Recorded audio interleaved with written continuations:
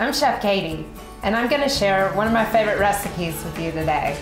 I have a passion for eating, cooking, and living clean, and I believe that cooking can be a family affair. I'm a professional chef, a food blogger, a clean eating coach, a wife, and mom. We're starting out at Ingles, getting the ingredients to make my chocolate almond crunch. For a full list of ingredients, you can check out the shopping list at the bottom of the video player. You can print out a copy and bring it to the store with you, or pull it up on your phone when you get to the store. Now let's get cooking. Today we're gonna make chocolate almond crunch. It's a favorite snack for the whole family. And I have two helpers with me today, my daughter Lydia. Hi. And my son Will. Hi. So to get started, we're gonna rough chop these nuts. This is 2 cups of toasted salted almonds. You wanna put them in there for me, Will? Good job. All right, let's put the lid on. And then I want you to press the pulse button for me. Wait, when do I times. press it? Okay, 5 times right now. Yeah, 1, 2, 3, 4, 5. All right, perfect. So we're gonna set those aside. Get our bowl and put it over our pot of simmering water. So Lydia, why don't you pour in 1 cup of chocolate chips, 2 tablespoons of coconut oil. I love coconut oil, it's such a good thing. I put it in my coffee every morning. And I have all these beauty products that have coconut oil in that I put on my face and my body. Take the almond extract. It's great for baking too. And the vanilla extract. It smells really good. And this is a great snack when you come home from a hard day at school. So I'll put in the honey since I've got this right here. It is, so it's 1 teaspoon each of almond extract and vanilla extract. And then this is a 1/2 cup of honey. You could also use maple syrup. We used to live in Vermont and maple syrup was sold on the street corner. It's a little harder to find down here in the South. And then pour in just a tiny bit of water. Okay, Will, once you keep stirring. Okay. And make sure you scrape the bottom of the pan. Gently. Scrape the bottom of the pan. Why, Lydia? Because if you don't get everything into the mixture, it won't turn out very good. Also, if you don't stir it, the chocolate will burn. So don't slosh it around, just stir it. So tell us, what is your favorite thing about chocolate almond crunch, Lydia?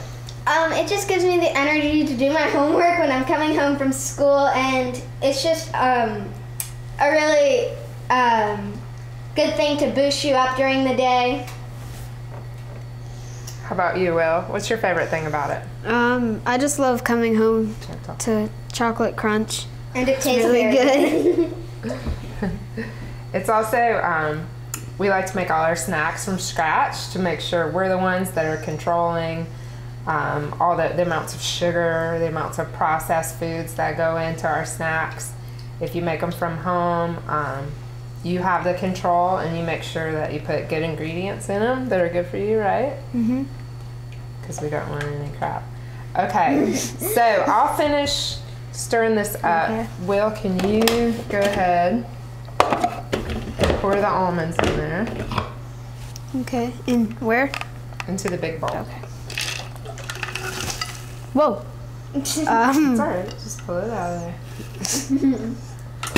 And then Lydia, hand me the cinnamon. How do you put it back on? How much cinnamon, Mommy? Well, it's a teaspoon of cinnamon. You pour that in there. Okay. It's okay, you don't need to put it back on correctly. We'll just move it back here. And then I'm just trying to melt the last little bit of coconut oil in there. Okay, it seems like our chocolate mix is all melted up. It's a little bit hot, so be careful. Okay. Okay, so we've got 12 cups of puffed rice. This is another product I love that is great for the kids. All it is rice that's been dried and puffed up. No sugar, no additives. And then we have our rough chopped almonds, our teaspoon of cinnamon, and normally I would add a little bit of salt, but since the almonds are already salted, that takes care of that. So, Will, do you want to pour this in there? Or should I? You just pour the bowl and I'll use the spatula.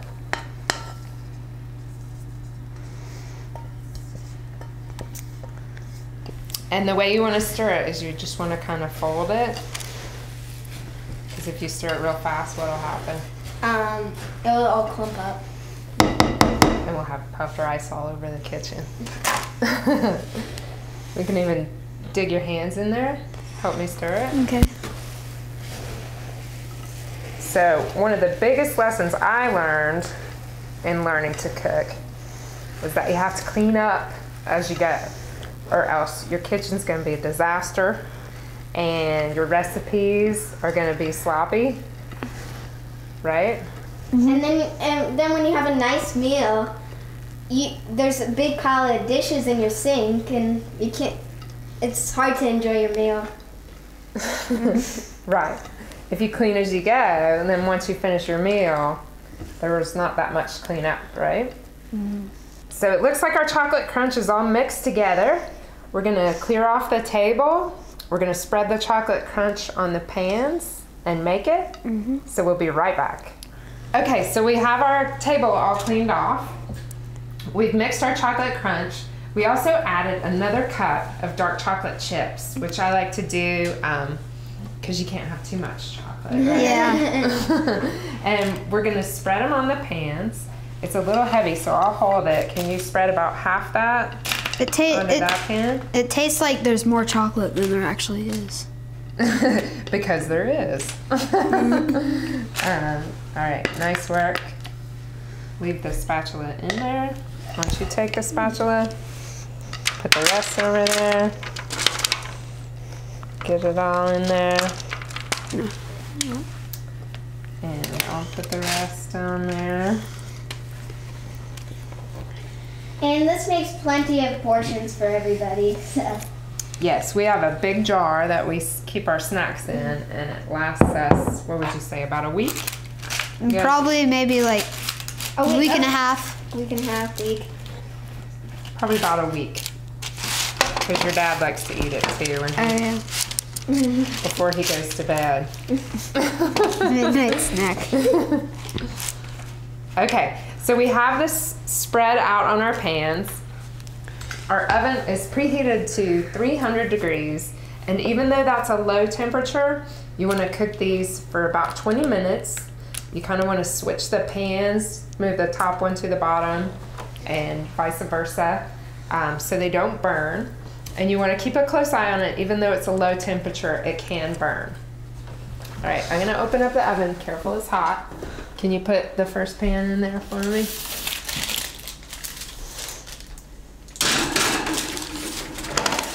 Good job. Put the second one. Yeah. Got it? So how long are we going to cook it? 20 minutes. Nice.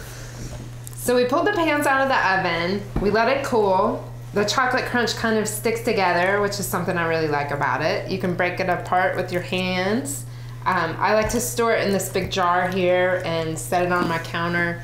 That way when the kids get home from school, they can just help themselves.